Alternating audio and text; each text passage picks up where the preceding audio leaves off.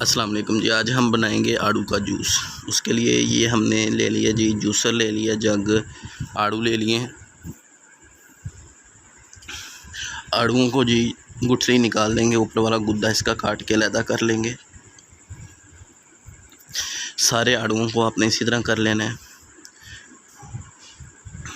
یہ دیکھیں جی، یہ گدا اس طرح علیحدہ کر لینا ہے سارے آڑوؤں کا، اور سارے آڑوؤں کا گدا علیحدہ کرنے کے بعد پھر آپ نے جی اس کا اگلا پروسیجر کرنا ہے، وہ بھی ویڈیو کے ساتھ ساتھ میں آپ کو بتاتا ہوں، لیکن یہ کام بھی نہایت دھیان سے کرنے والا ہے، چھری اچانک ہاتھ پہ لگ جاتی ہے۔ یہ دیکھیں جی، نرم گدا ہے، بالکل پکے ہوئے آڑو ہیں۔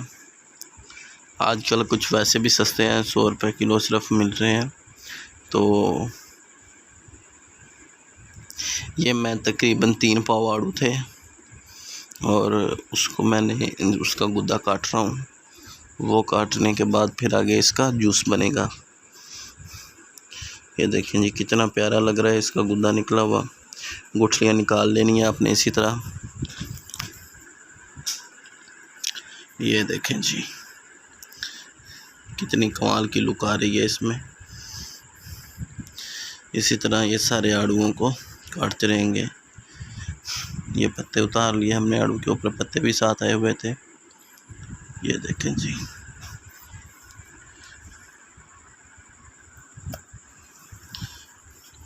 بہت ہی اچھا، بہت ہی مزیدار جوس بنتا ہے آڑو کا، اور یہ معدے کے لیے بھی بہت اچھا ہے، معدے کو ٹھیک کرتا ہے، اور ویسے بھی ٹھنڈی تاثیر کا ہوتا ہے، گرمیوں میں بہت فائدہ مند ہوتا ہے، اور اس کا ذائقہ بھی بہت ہی مزے کا کھٹا میٹھا سا بنتا ہے۔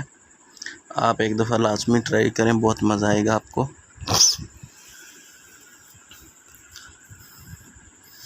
اور اگر ہماری ویڈیو اچھی لگے تو ایک دفعہ لائک، کمنٹ اور سبسکرائب لازمی کر لینا ہے آپ نے۔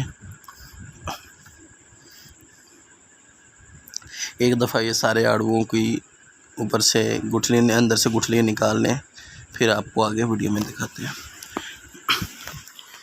یہ دیکھیں جی سارے آڑوؤں کی گٹھلیاں نکل چکی ہیں۔ اب اس کو ہم جگ میں ڈال لیں گے۔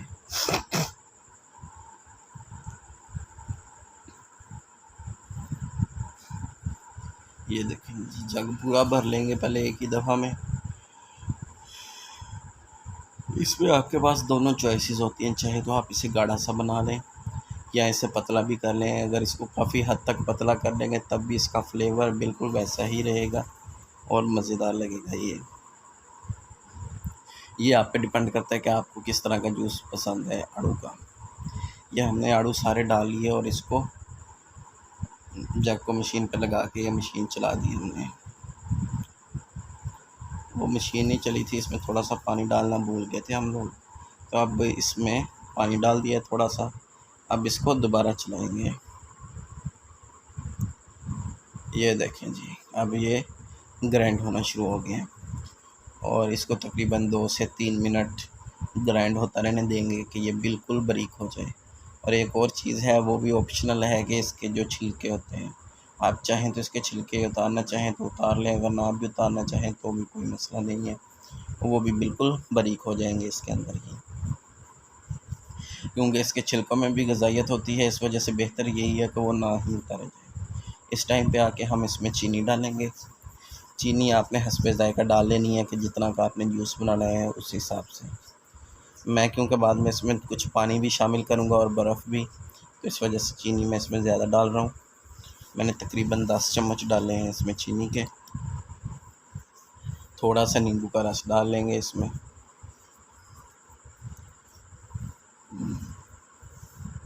نیمبو کا رس ڈالنے سے اس کا فلیور اور بھی اچھا ہو جاتا ہے، بہت مزے کا فلیور بن جاتا ہے۔ اور یہ تھوڑا سا نمک ڈال دیا اس میں۔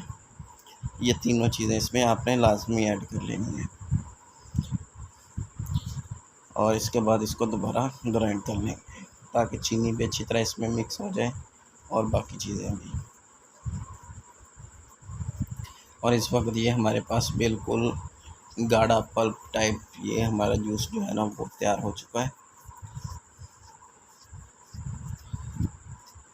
یہ دیکھیں جی، اس ٹائم پہ آ کے میں نے اس میں سے آدھا جگ نکال دیا باہر، اور آدھے جگ میں اس میں برف کے چھوٹے چھوٹے کیوبس ڈال رہا ہوں، اور اس کو گرائنڈ کریں گے، بالکل باریک گرائنڈ ہو جائے گی برف بھی، جو کہ جوس کو ٹھنڈا کر دے گی۔ اس میں یہ ڈالنے کے بعد دوبارہ اس کو ڈھکن لگائیں گے اور گرائنڈ کریں گے۔ یہ دیکھیں یہ ڈھکن لگا دیا ہم نے اور مشین کو چلا دیا۔